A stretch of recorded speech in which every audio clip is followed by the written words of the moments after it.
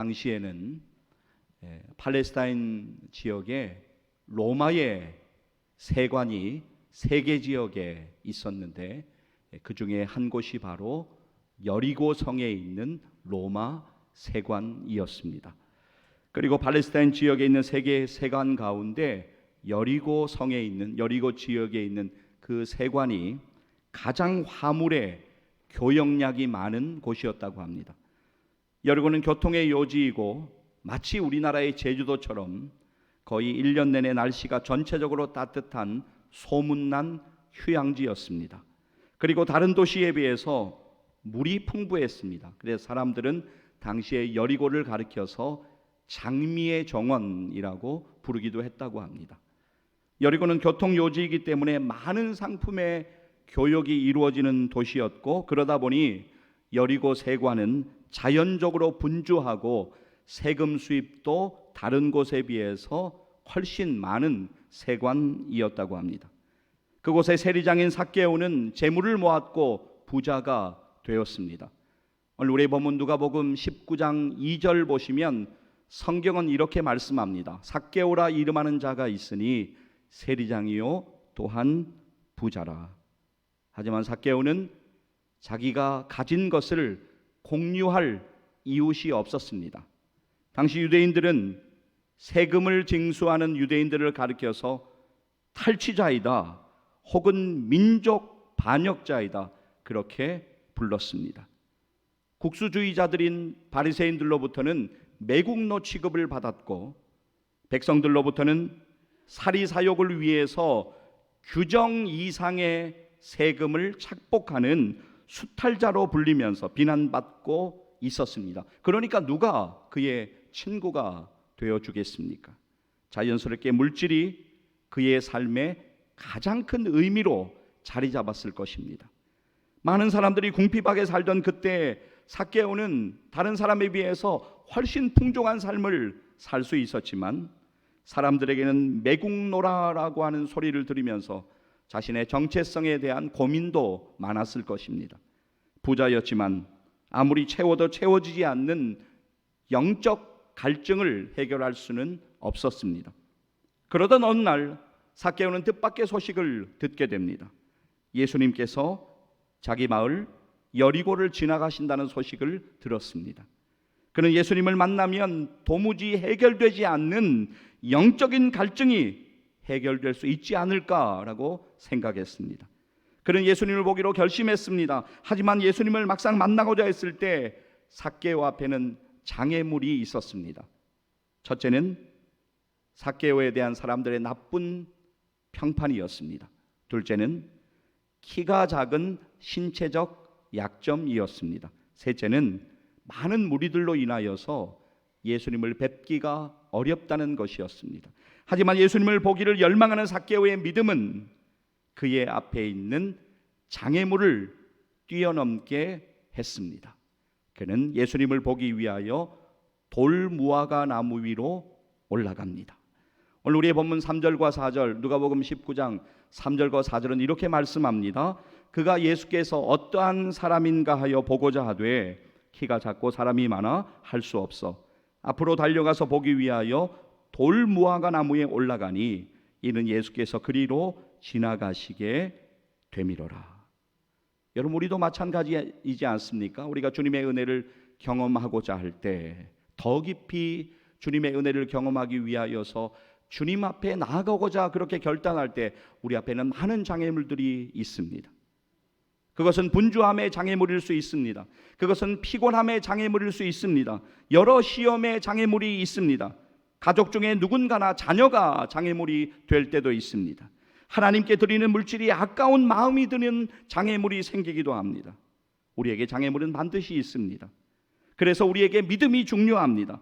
우리에게 예수님의 은혜를 경험하고자 하는 그 믿음이 있으면 우리는 장애물을 뛰어넘어 예수님에게로 나아가게 되고 주님이 허락하시고 공급하시는 놀라운 은혜를 경험하게 될 것입니다.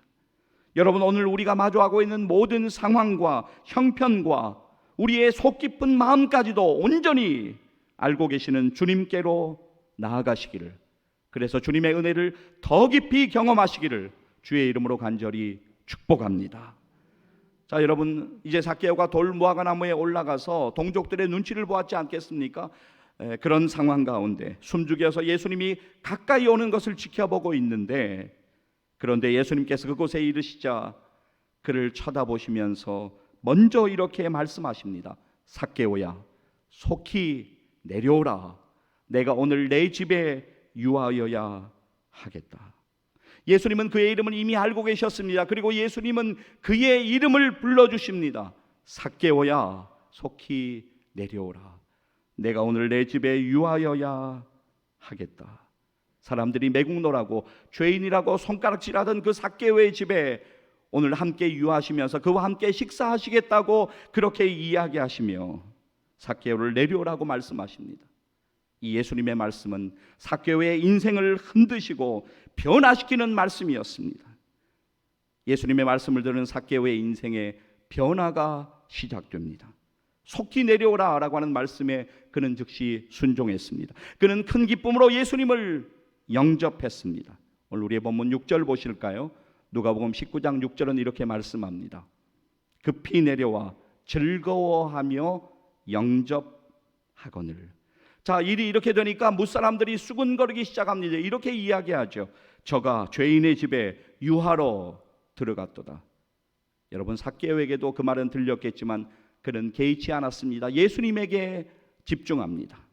그리고 이렇게 예수님에게 말합니다. 주여, 보시옵소서. 내 소유의 절반을 가난한 자들에게 주겠사오며 만일 누구의 것을 속여 빼앗은 일이 있으면 내 갑절이나 갚겠나이다. 우리는 삭개오의 고백을 통해서 삭개오의 가치관이 변화된 모습을 볼 수 있습니다. 스스로 아브라함의 자손이라고 큰소리치면서 가식적인 삶을 살며 예수님을 영접하지 않았던 바리새인들과 유대인들, 그들보다 더 변화된 믿음의 증거를 지금 나타내고 있습니다. 여러분, 삭개오, 지금 그가 지금까지 가장 소중하게 여기고 있었던 것은 무엇입니까? 그것은 바로 그의 소유, 그가 가진 물질이었습니다. 동족들에게 손가락질을 당하고 수군거림을 당했어도 그는 재물을 모으는 것이 그의 인생의 가장 큰 가치였을 것입니다. 가난한 이웃에 대한 배려는 안중에도 없는 채로 자신의 욕심을 쌓아가는 일에 그의 인생을 바치고 있었습니다. 그랬던 그가 예수님을 만나고 난 후에 변화되었습니다. 이제 그는 자신의 소유를 가난한 자들에게 나누어 절반을 주겠다라고 선언합니다. 지금까지는 우선순위가 소유에 있었지만 이제는 가난한 자들이 소중하게 보이기 시작한 것입니다.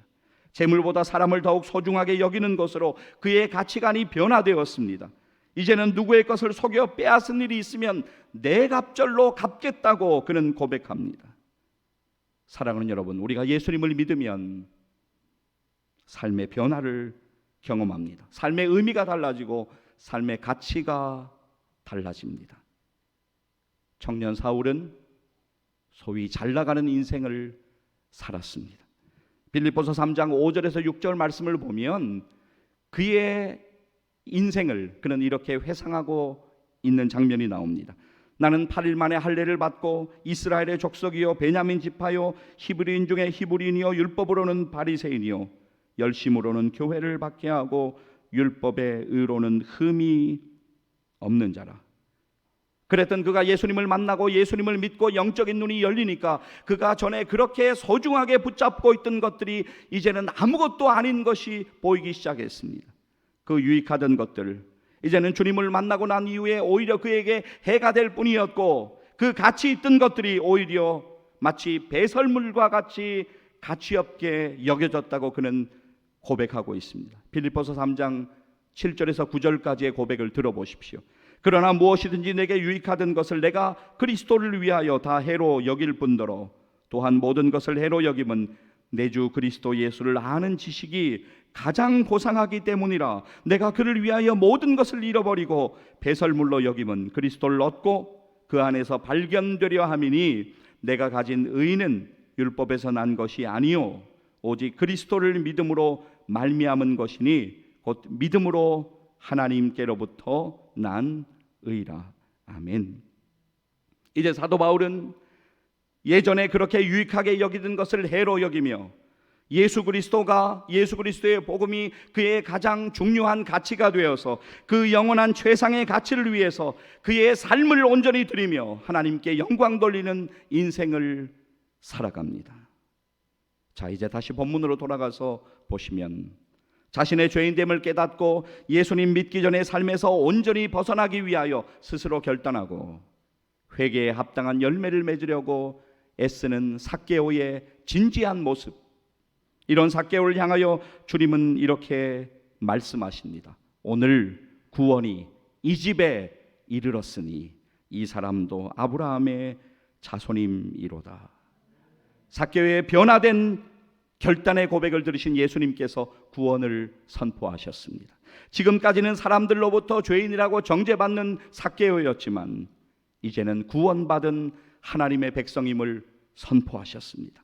사람들은 수군거리며 삭개오를 죄인이라고 여겼지만 예수님께서는 삭개오도 아브라함의 자손이라고 말씀하시며 삭개오의 잃어버린 지위를 회복시켜 주셨습니다.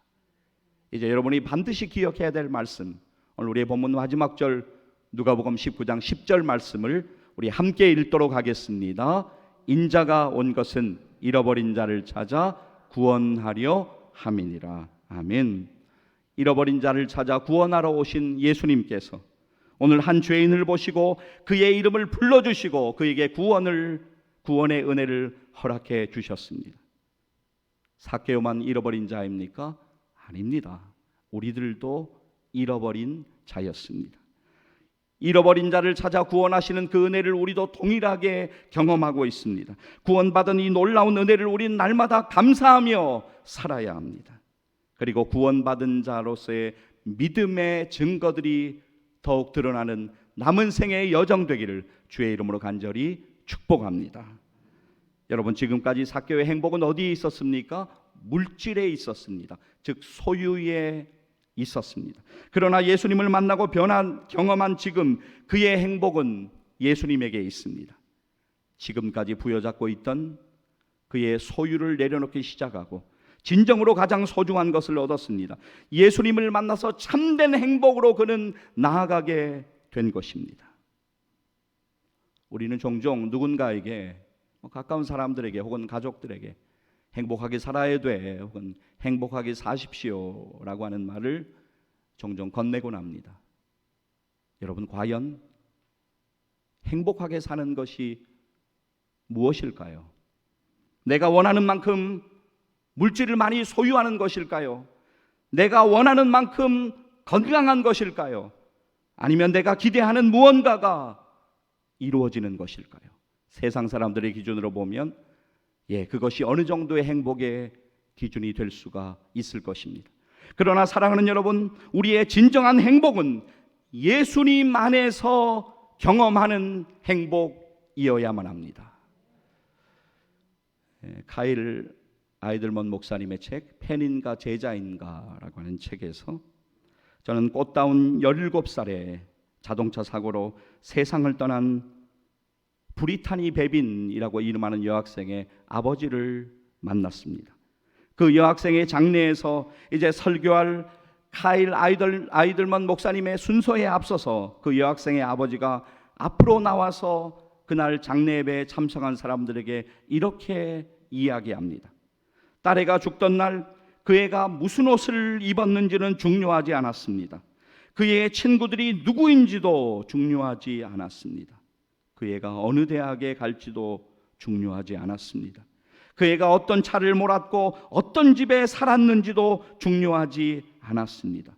그 애가 학교에서 몇 점을 맞았는지, 축구 시합에서 몇 골을 넣었는지도 중요하지 않았습니다. 오직 그 애가 그리스도를 믿고 예수님을 구주로 알았다는 사실만 중요했습니다. 이렇게 말한 후에 이 브리타니의 아버지는 딸의 친구들에게 어떤 일이 일어날지 모르니 내일까지 기다리지 말라고 이렇게 이야기했다고 합니다. 오늘 죽으면 무엇으로 기억되고 싶습니까? 그날 딸의 친구들뿐만이 아니라 그 장례 예배에 참석한 모든 사람들이 오늘의 중요성을 깨닫고 돌아갔다고 합니다. 내일이 아니라 오늘 말입니다. 사랑하는 여러분, 오늘 바쁘십니까? 오늘 힘드십니까? 오늘 절망을 경험하고 있으십니까? 오늘 피곤하십니까? 오늘 지쳐 있으십니까? 오늘 복잡하십니까? 어떠한 형편과 상황에 있더라도 사랑하는 여러분, 예수님을 만나는 일을 절대로 미루어서는 안 됩니다.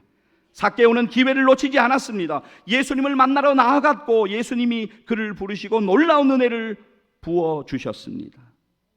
여러분, 우리의 인생의 목적이 바뀌지 않으면 우리는 새로운 출발을 절대로 경험할 수 없습니다. 새로운 출발은 여러분이 지금까지 추구하던 삶의 목적이 변화되어야만 합니다. 그래야 삶의 방향이 바뀌고 여러분의 가치관이 변화되는 것입니다. 가치관이 바뀌지 않으면 새로운 출발을 할 수가 없습니다. 여러분, 누군가가 저와 여러분에게 묻는다면 우리는 예수님을 믿는다고 이야기할 수 있을 것입니다. 누군가가 저와 여러분에게 묻는다면 우리는 죽음 후에 천국에 갈 수 있을 것이라고 그렇게 말할 수 있을 것입니다. 그러나 예수님을 온전히 경험하지 못하고 오늘 우리가 혹시 살아가고 있다면 우리는 변화되어야 합니다. 예수님을 믿는다고 말하면서도 기뻐하지 못하고 감사하지 못하고 살아가고 있다면 우리는 변화되어야 합니다. 예수님이 우리를 부르실 때, 예수님이 여러분을 부르시면 그 부르심에 주님, 제가 여기 있습니다라고 대답하십시오. 그리고 여러분을 위해 십자가에서 죽으시고 부활하신 그 주님을 따라가십시오. 그리고 주님 안에서 참된 행복, 영원한 행복을 경험하시기를 소망합니다. 여러분, 돈도 중요합니다. 명예도 중요합니다. 소유도 중요합니다. 인생의 여유도 중요합니다. 미래의 계획도 중요합니다. 건강도 중요합니다. 무엇이 이루어지는 것도 중요합니다. 그러나 사랑하는 여러분, 사랑하는 성도 여러분, 더 중요한 것이 있습니다. 오늘 여러분은 무엇을 믿고 무엇을 붙잡고 있습니까? 오늘 여러분의 가족은 무엇을 믿고 무엇을 붙잡고 있습니까? 오늘 여러분의 자녀는 무엇을 믿고 무엇을 붙잡고 있습니까? 오늘 여러분은 어디에 있습니까? 오늘 여러분의 가족은 어디에 있습니까? 오늘 여러분의 자녀는 어디에 있습니까? 사랑하는 여러분, 진정으로 예수님을 믿는 것, 진정으로 예수님을 경험하는 것은 그 무엇보다도 중요한 일입니다. 여러분 자신이, 그리고 여러분의 가족이, 여러분의 자녀들이 반드시 예수님을 믿고 영원한 행복을 예수님 안에서 경험하시기를 간절히 소망합니다. 영원한 행복으로 초대하시는 예수님을 만나 예수님을 믿고 구원받고 변화되는 은혜를 경험하시기를 행복의 근원 되시는 예수님의 이름으로 간절히 축복합니다. 기도하시겠습니다.